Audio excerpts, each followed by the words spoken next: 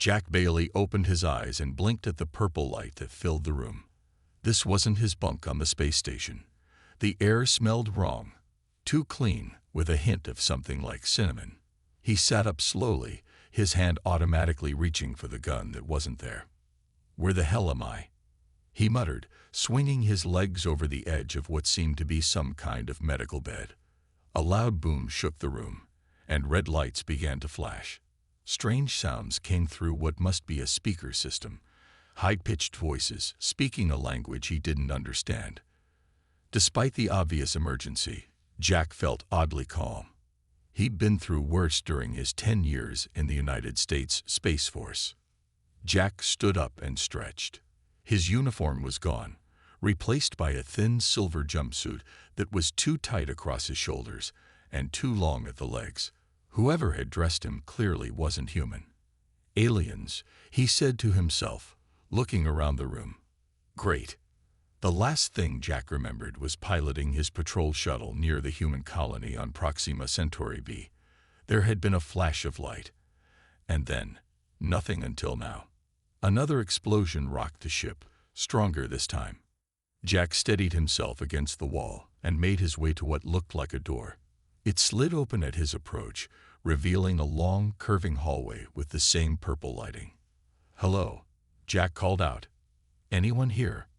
No answer came except for more of those strange announcements and the distant sound of what might be alarms. Jack shrugged and picked a direction, walking carefully down the hall. The gravity felt lighter than Earth normal, but stronger than the moon.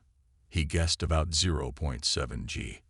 The hallway opened into a large control room filled with stations that might be computers, though they looked nothing like human technology. Screens showed what was clearly outer space, and Jack felt his breath catch. Outside was chaos. Dozens of ships, some massive, others tiny, were locked in battle. Energy weapons cut bright lines across the darkness, and explosions bloomed silently in the vacuum. One ship, shaped like a giant throwing star, spun out of control as flames burst from its center. "Some welcoming party," Jack muttered. Despite being in the middle of what looked like a major space battle, Jack felt a strange calmness. In fact, he had to stifle a yawn. He should be terrified, pumped full of adrenaline, but instead he felt like he could use a nap. Something clattered behind him. Jack spun around, dropping into a fighting stance. Nothing was there, but a small storage closet on the far wall had its door slightly ajar. "Come out," Jack said firmly. "I'm not going to hurt you." After a moment's hesitation, the door opened wider. A creature emerged that made Jack blink in surprise. It stood slightly taller than him, with 4 long, thin arms and skin that shimmered with colors like an oil slick. Its head had no visible mouth, but 3 large eyes blinked nervously at him. "You, awake." The words came out stilted, as if spoken through some kind of translator. "How possible?" "I just woke up," Jack said, keeping his voice calm and even. "I'm Staff Sergeant Jack Bailey, United States Space Force. Who are you? And what am I doing on this ship?" The alien's skin flashed with patches of yellow. It stepped back, all 3 eyes fixed on Jack, with what seemed like a mixture of fear and wonder. "You walk, while death rages," it said, gesturing at the battle outside. "You, Deathworlder." "I'm human," Jack corrected. "Same thing," the alien said, its colors settling into a pale blue. "I am Zixla, Communications Junior. This ship, Galactic Coalition. We found you, drifting." Another explosion hit, close enough to throw them both off balance. Jack caught himself easily. Zixla fell to all 6 limbs, trembling. "Why aren't you?" "Terrified," Zixla asked. Jack shrugged. "Tuesday's been worse." The alien made a sound that might have been a laugh, or possibly a sob. Jack helped Zixla to its feet, or what seemed to be feet. The alien trembled like a leaf in strong wind. "What's happening out there?" Jack asked, pointing to the battle raging outside the viewports. Zixla's colors shifted to a deep purple. "Vorg attack. They hate all Coalition species. They use mind weapons. Jack frowned. Mind weapons? Fear projectors, Zixla explained, voice shaking. Make all feel terror. Crew, all fled in escape pods. Too scared to stay. Jack looked around the empty control room. But you stayed. Too afraid to move, Zixla admitted. Then you came. Walking normal. Impossible. Another blast rocked the ship. Jack steadied himself against a control panel while Zixla fell again, its body now flashing red and yellow in what Jack guessed was panic. How are you not affected? Zixla asked once it managed to stand again. Jack shrugged. I don't feel anything except a small headache. Maybe a little grumpy. Nothing a cup of coffee wouldn't fix. Coffee? Earth drink. Helps humans wake up. Zixla's 3 eyes blinked in sequence. You need help to wake while death rages. Jack laughed. Yeah, I guess that sounds strange. You are. Class 5 Deathworlder, Zixla said with something like awe in its translated voice. What does that mean? Zixla moved to one of the control panels and touched several glowing symbols. A holographic display appeared, showing a chart of planets with different colored circles around them. Galaxy map, Zixla explained. Green worlds, most species live there. Safe, gentle. Blue worlds, some danger, rare species adapt. Purple worlds, very few survive. Red worlds. Zixla paused and pointed to a small cluster of planets with dark red circles. Death worlds. Only monsters live there. Jack saw Earth among the red circled planets. We're not monsters, he said. To us, yes, Zixla replied simply. Your world is crushing gravity, toxic gases, extreme temperature shifts, deadly radiation, aggressive microbes, constant disasters. We would die in minutes on Earth. You sleep there. Jack had never thought about Earth that way. He remembered training new recruits from the Mars colonies who complained about Earth's gravity and dense atmosphere. So that's why I'm not affected by these fear weapons. Yes, your kind evolved with constant danger. Your minds, your bodies, built to survive horror. What terrifies us to death barely registers to you. The ship rocked again as something struck it directly. Emergency lights flashed, and a new alarm joined the chorus of warnings. Hull breach in Section 12, announced a calm voice in the same language as before, but this time Jack understood it. I can understand the computer now, Jack said. Zixla's colors shifted to a light green. Ship adapts translator to new species. Learn as you speak. We need to get to an escape pod, Jack said, looking at the battle outside. This ship is taking too much damage. Zixla's skin turned almost white. Cannot leave. Vorg ships everywhere. Escape pods defenseless. Then we need to find somewhere safer on this ship, Jack decided. Can you fly this thing? Junior communications only, Zixla said. Not pilot. Jack looked at the alien controls inside. Worth a shot. Let's find somewhere more protected. They left the control room, Zixla leading the way through the purple-lit corridors. Jack noticed the alien kept close to him, almost touching. You stay near me on purpose, Jack asked. Zixla's colors rippled with embarrassment. Your presence reduces fear effect, like standing in shade on hot day. I'm a walking shield, Jack said with a small smile. Yes, Deathworlder aura blocks Vorg weapons partly. They entered what looked like a mess hall, with strange seats and tables designed for bodies very different from human. What did you mean, you found me drifting? Jack asked. Your small ship, Zixla explained. Damage. In restricted space. Coalition ship rescued before Vorg attacked. Was anyone else with me? Another human. Zixla's colors dimmed. Do not know. Was not on rescue team. Jack nodded, worried about the rest of his patrol crew. He hoped they were safe, maybe picked up by another coalition ship. We need a plan, he said, as another distant explosion shook the vessel. A new alarm blared through the ship, different from the others. Zixla's skin turned almost black with fear. "What now?" Jack asked, tensing for another impact. "Boarding alarm," Zixla whispered. "Vorg coming inside ship." Jack looked around for anything he could use as a weapon. "What do these Vord look like?" "Like," Zixla seemed to search for words. "Like many legs.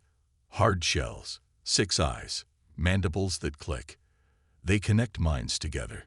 Think as one. Insect hive mind." "Great," Jack muttered.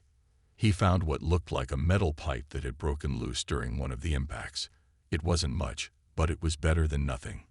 Where would they board? "Docking bay, level below." "Show me the ship's layout," Jack said. Zixla touched a panel on the wall, bringing up a holographic map of the vessel. Jack studied it quickly, noting the docking bay location and possible escape routes. "We need to get to the armory. Do you have weapons on board?" Zixla's colors swirled with doubt. "Weapons not help against Vorg fear. Crew drop weapons, run screaming." "Well, I'm not running," Jack said firmly. "And if I'm holding the gun, it doesn't matter if your crew can't." They made their way through the corridors, following the map toward the armory. As they moved deeper into the ship, Jack noticed recordings playing on screens mounted on the walls. They showed what must have been the ship's crew in their final moments before evacuation. Aliens of various shapes and sizes in complete panic. Some curled into balls, others thrashed wildly. Many simply stared with wide eyes, shaking uncontrollably. "All this from the fear weapon?" Jack asked. "Yes," Zixla said, keeping its eyes away from the screens. "Vorg Terror Field's strongest weapon in galaxy. No defense except you. I still don't understand why it doesn't affect me as much. Your kind, always ready for danger. Your bodies make chemicals to handle fear. Reset quickly. Our kinds, overwhelmed. Systems crash." Jack nodded, thinking of the intense training Space Force members went through. Simulated disasters, zero combat, emergency procedures practiced until they became second nature. Humans had been preparing for catastrophe since they first walked upright. They reached a sealed door marked with symbols that the translator rendered as defense storage. "This it?" Jack asked. Zixla confirmed with a color shift to blue. "Need officer access. Can you bypass it?" "Communications can override some systems," Zixla said, moving to a control panel. Its 4 hands worked quickly over the symbols. The doors slid open, revealing racks of strange devices. None looked like guns to Jack, but they were clearly weapons of some kind. "How do these work?" he asked, picking up something that resembled a slim metal boomerang. "Point curved end at target. Think activate while touching center node." Jack examined the weapon, finding the small raised bump in the center. "Thought-controlled weapons. Nice." Zixla took a smaller device for itself, though its hands trembled. A loud clang echoed through the ship, followed by the sound of tearing metal. "They're in," Jack said grimly. At that moment, the ship's communication system activated. A voice spoke in the alien language, which the translator converted for Jack. "All remaining personnel. Vorg boarders detected in Section 8. Hostile psychic field at maximum intensity. Abandoning ship is advised. Repeat, abandoning ship is." The message cut off abruptly. "Last officer leaving," Zixla explained, colors pulsing rapidly. "We alone now." Jack checked the map again. "Section 8 is 3 levels up. We still have time. Let's find an escape pod and—" He stopped as Zixla suddenly collapsed, all 4 limbs giving way. The alien's skin turned a sickly gray. "What's wrong?" Jack knelt beside Zixla. "Vorg, closer. Field stronger." Zixla's voice was barely a whisper. "Cannot move." Jack realized the fear effect must be intensifying. He still felt nothing more than a vague sense of unease, like before a difficult mission. "I'll carry you," he decided, lifting the surprisingly light alien. Which way to the nearest escape pod? With Zixla draped over his shoulder, Jack moved quickly through the ship's corridors. The alien was light, maybe 60 pounds, but awkward to carry with its 4 long arms hanging down. Left, at next junction, Zixla managed to say, its voice weak. Escape pods, near outer hull. Jack followed the directions, keeping a firm grip on the weapon with his free hand. The ship shuddered constantly now, and several sections had lost power, leaving them in dim emergency lighting. How are you feeling? Jack asked. Like dying, Zixla replied. But better near you. Bubble of calm. Hang in there, buddy. We're almost. Jack stopped as he rounded a corner. The corridor ahead was blocked by debris from a collapsed ceiling panel. Beyond it, he could see the escape pod bay, tantalizing close. Have to find another way, he said, turning back. A strange clicking sound echoed down the corridor behind them. Jack froze, listening. Vorg, Zixla whispered, trembling harder. Jack quickly stepped into a small maintenance alcove, pressing his back against the wall. He set Zixla down gently and readied his weapon. Stay behind me, he whispered. The clicking grew louder, accompanied by a strange scraping sound, like many legs moving across metal flooring. Jack held his breath as the first Vorg came into view. It was worse than he had imagined. The creature stood about 7 feet tall, with a segmented body covered in hard greenish-black plates. 6 spindly legs supported it, while 4 smaller appendages near its head moved constantly, testing the air. Its face, if you could call it that, consisted of 6 glowing red eyes arranged in a circle around a pair of wickedly sharp mandibles that clicked together rhythmically. Behind the first Vorg came 2 more, moving in perfect sync with the leader. Jack felt a pressure building in his head, like the start of a migraine. This must be the fear weapon Zixla had described, but to Jack, it was merely uncomfortable, not debilitating. He took a deep breath, aimed the alien weapon, and thought activate while pressing the center node. A pulse of blue energy shot from the curved end, striking the lead Vorg directly in its central body mass. The creature made a high-pitched keening sound and collapsed.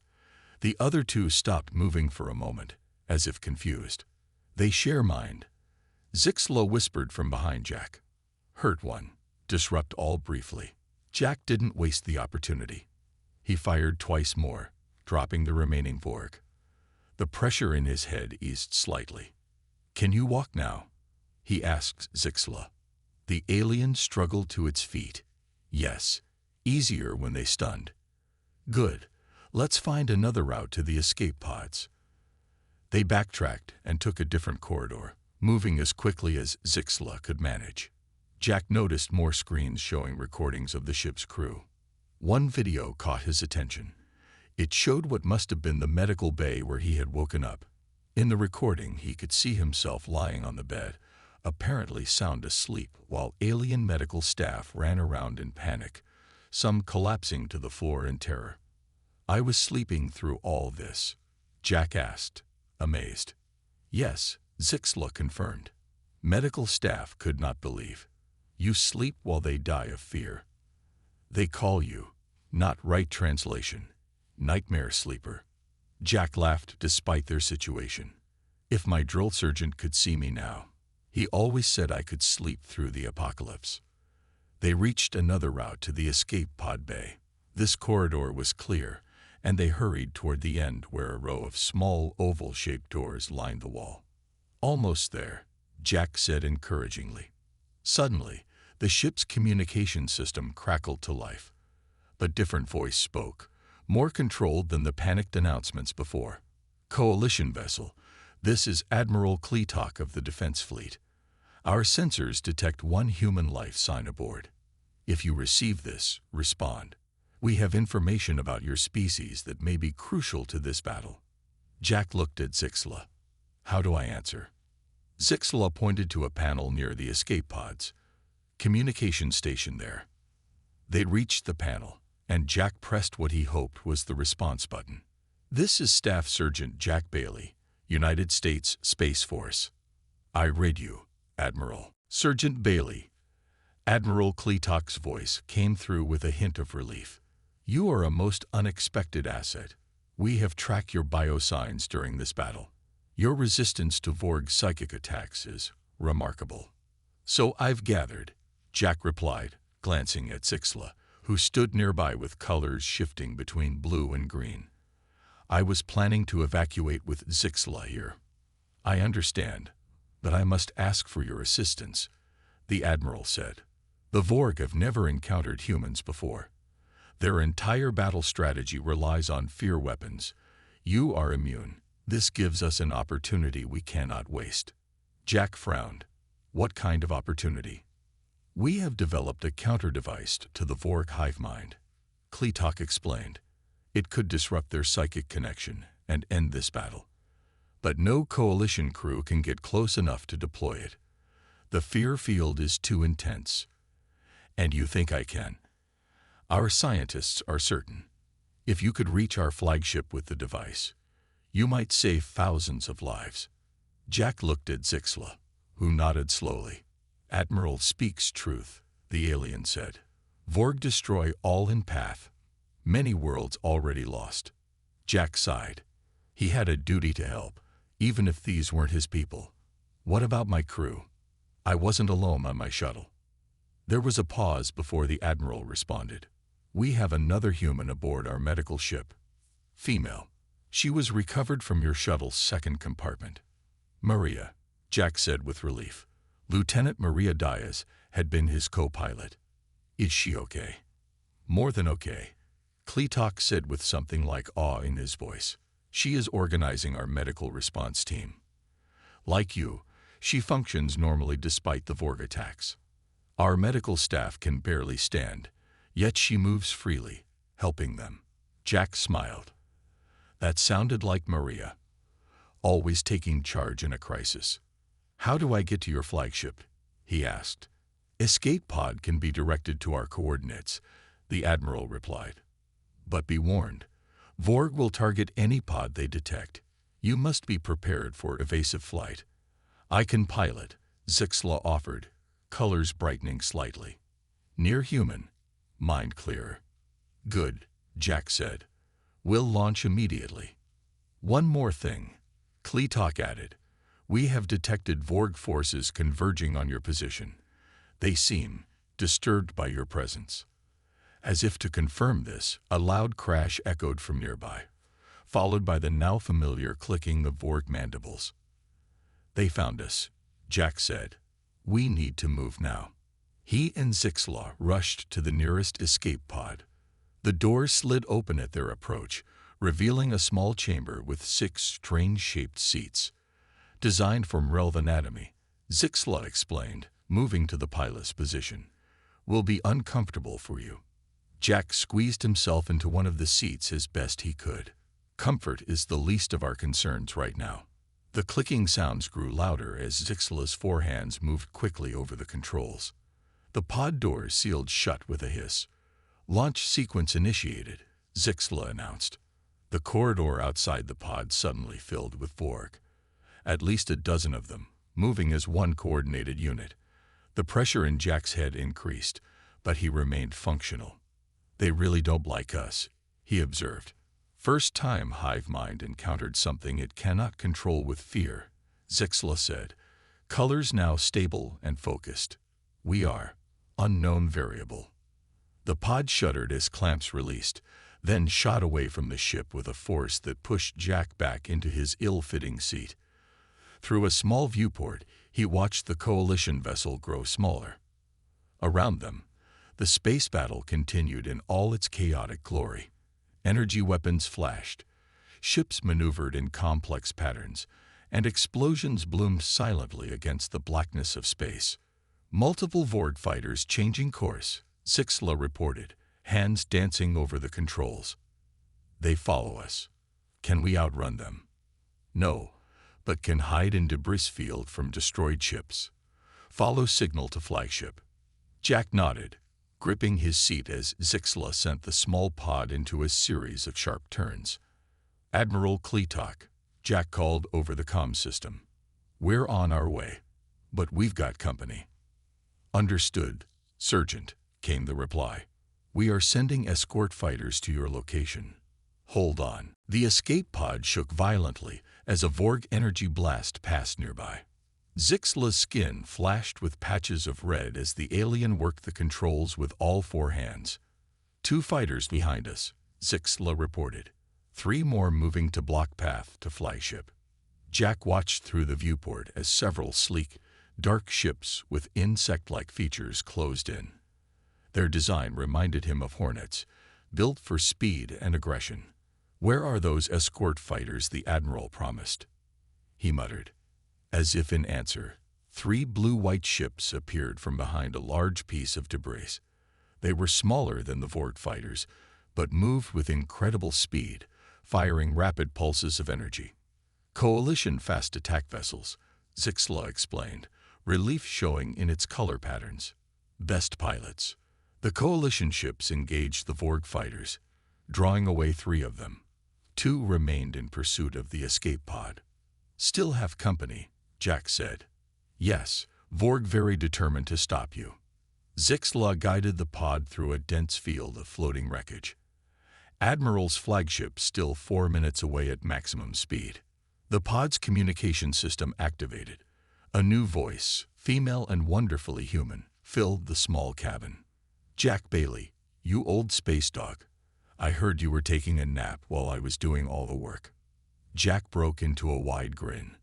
Maria, good to hear your voice. Likewise, I'm aboard the medical ship watching your approach. Quite the light show out there. Yeah, seems these Vorg fellows don't appreciate humans much, Jack replied. Can't imagine why, Maria said, and Jack could picture her smirk. Listen, I've been working with the Coalition medical team. They've figured out something interesting about us humans. That we're walking anti-fear bubbles. More than that, our brainwaves actually disrupt the Vorg psychic network. The closer we get to them, the more their hive mind fragments. That's why they're so desperate to take you out. Jack watched as one of the pursuing Vorg fighters exploded, hit by a Coalition ship. Good to know we're more than just immune. The pod rocked suddenly as energy fire from the remaining Vorg fighter struck its side. Warning lights flashed across the control panel. Engine damage, Zixla reported, colors now a steady anxious yellow. Losing speed. Jack looked around the small pod for anything that might help. Can we reroute power or something? Trying, Zixla said, fingers moving rapidly over symbols Jack couldn't understand. The Vorg fighter came around for another pass. Jack braced for impact, but before the enemy could fire, one of the Coalition escorts intercepted, placing itself between the pod and the Vorg. It took the full blast meant for them. They sacrificed themselves, Jack said softly. Yes, Zixla confirmed. For you. For hope. The damaged Coalition ship spun away, trailing debris and fire. The Vorg fighter continued its pursuit. Admiral, Jack called over the comm. We're damaged and have 1 Vorg still on our tail. We need help. Almost in range of our defensive systems, Kleetok responded. 30 seconds. Jack could now see the flagship through the viewport. An enormous vessel that dwarfed the others, shaped like a flattened diamond with glowing blue engines at its rear. Won't make it, Zixla said grimly. Vorg will intercept in 15 seconds. Maria's voice came through again. Jack, I've got an idea. The scientists say human brainwaves are especially disruptive during high emotional states or stress responses. So get angry, scared, excited, whatever you can manage. Crank up those human stress hormones. Jack almost laughed. You want me to have an emotional breakdown to jam their signals? Exactly. Think about whatever gets your heart racing. Jack closed his eyes and thought of the most stressful moments of his life.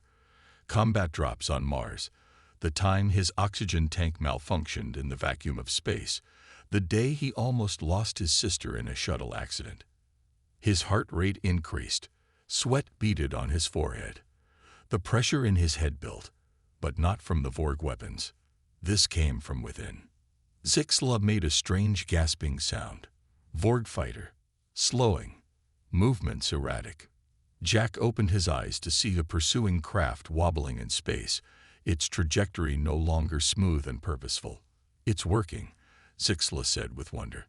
The flagship's defensive weapons came into range, firing a concentrated beam that sliced through the confused Vorg fighter. "Pod 1138, you are cleared for emergency docking," came a new voice from the flagship. "Proceed to Bay 7.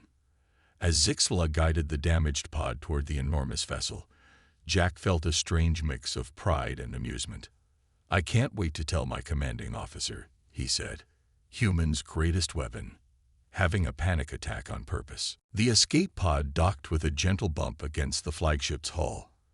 As the door slid open, Jack was surprised to see Maria waiting in the docking bay, a wide smile on her face. She wore the same silver jumpsuit as him, though hers fit much better.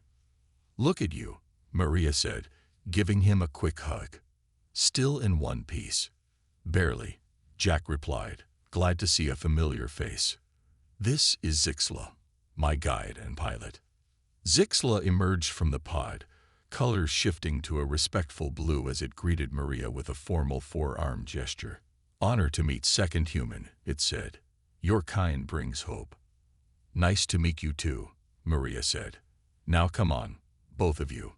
Admiral Kleetok is waiting in the command center." As they walked through the massive flagship, Jack noticed the crew's reactions. Many stopped and stared. Some changed color or made gestures he didn't understand. A few kept their distance, as if afraid.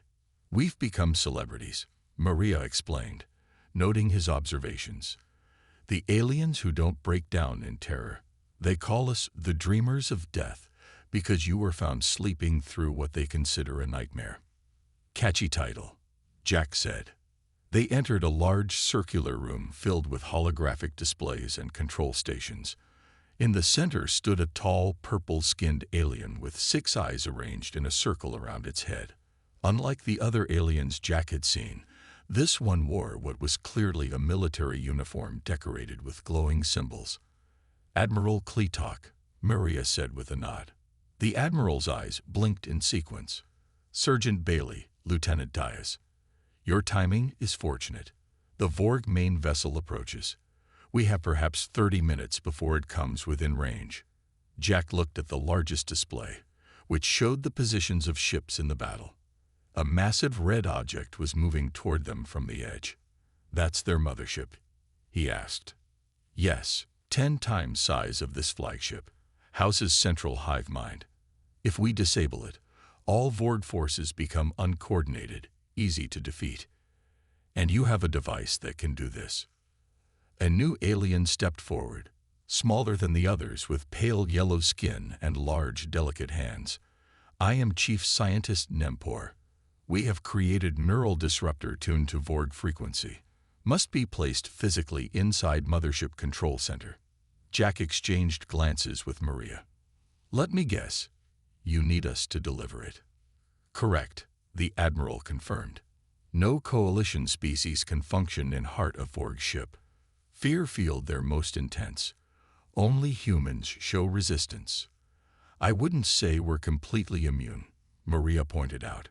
Jack had to intentionally trigger stress responses just to confuse one fighter. "Yes," Nempor agreed, making excited hand gestures. "Most fascinating. Your neural structures process fear differently, convert to action instead of paralysis. Brilliant adaptation." Jack rubbed his temples. The background pressure that he now recognized as the Vorg psychic field was stronger even here on the flagship. "So you want us to carry this device into the heart of the Vorg mothership and turn it on?" "Simple terms, yes," the Admiral said. "We will provide assault craft, weapons, and small strike team of our most resistant warriors. But humans must lead." "How do we get past their defenses?" Maria asked. The Admiral's eyes swiveled toward a different display. "Vorg defenses strong in most areas, but we found weakness in lower hull section. Maintenance access, less guarded.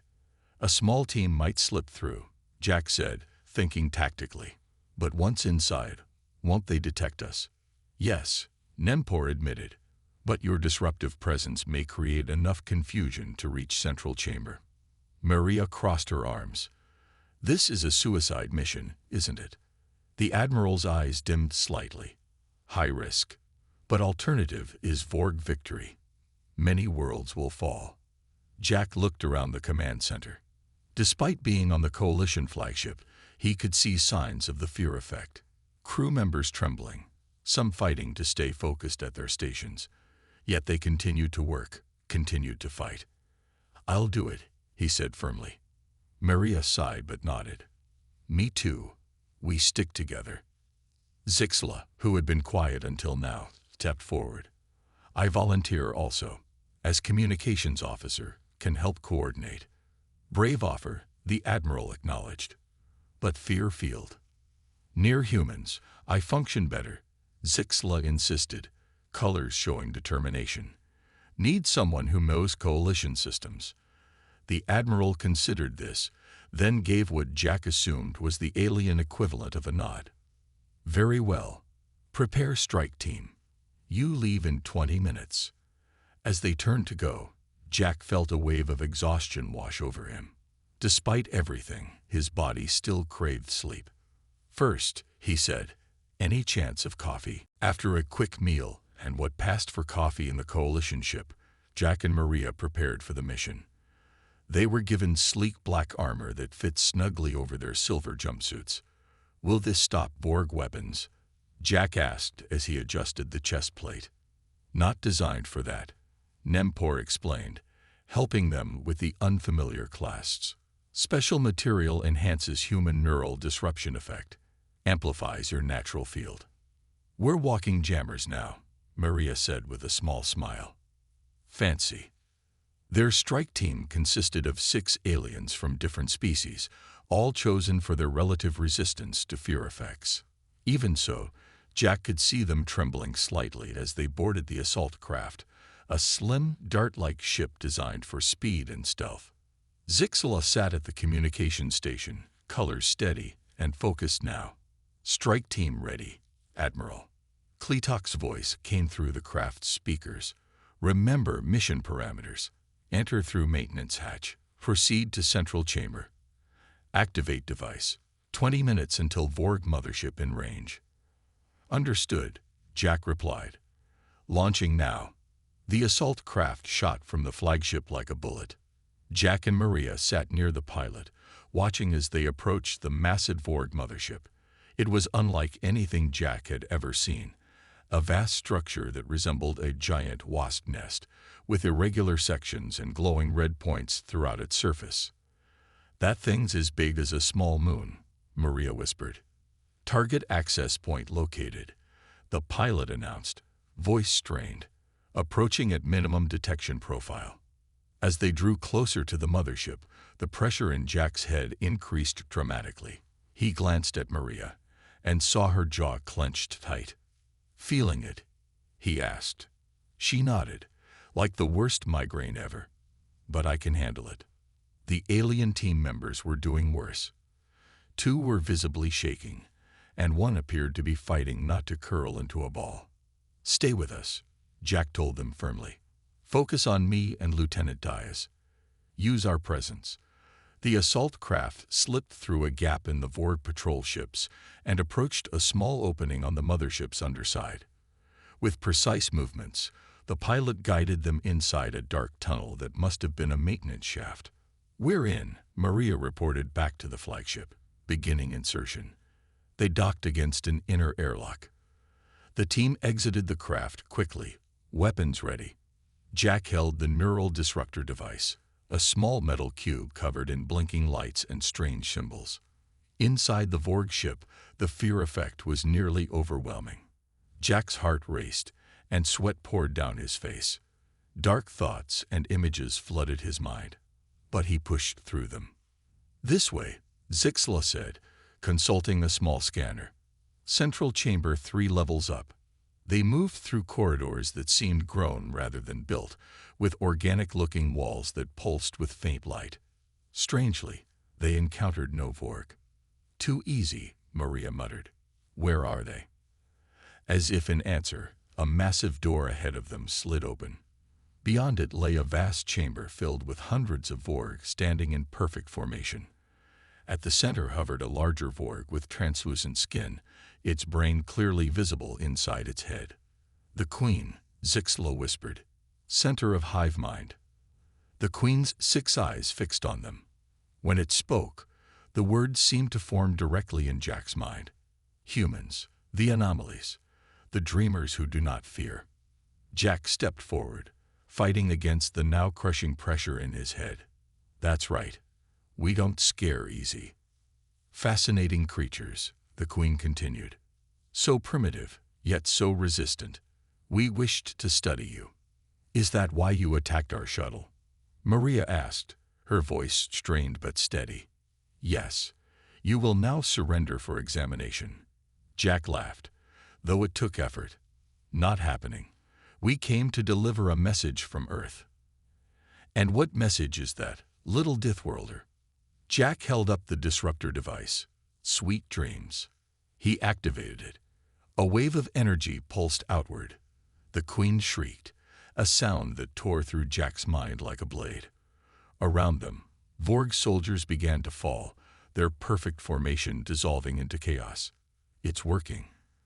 Zixla cried, colors flashing with excitement. Back to the ship, Jack ordered, grabbing Maria's arm as she swayed on her feet. They ran, half carrying their alien team members, as the mothership began to shudder around them. Lights flickered and strange organic alarms wailed.